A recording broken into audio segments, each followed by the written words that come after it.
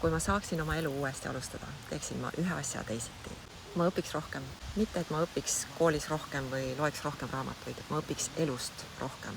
Ma läheks igasse eluolukorda natuke rohkem õpihimulisena, silmad lahti, sooviga aru saada. Ka ebamugavasse olukorda, ka sellisesse, mida tahaks ignoreerida, vältida, millest tahaks lihtsalt lahkuda.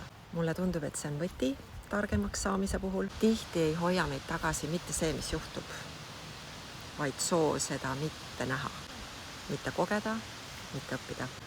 Miks ma ütlen, et teeksin seda siis, kui saaksin uuesti alustada? Sest 53-selt võib tunduda, et mõne asja ümberõppimiseks on juba liiga hilja. Et vana rada on nii sisse tallatud. Aga ma arvan, et võin ennast veel üllatada.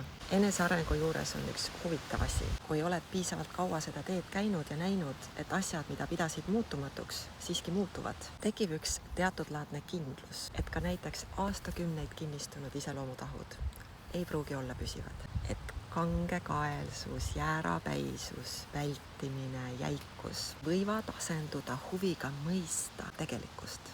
Mitte põgeneda, vaid õppida. Selline mõte tuli mulle siin väga vaikse järve ääres istudes täna Eesti looduse päeval.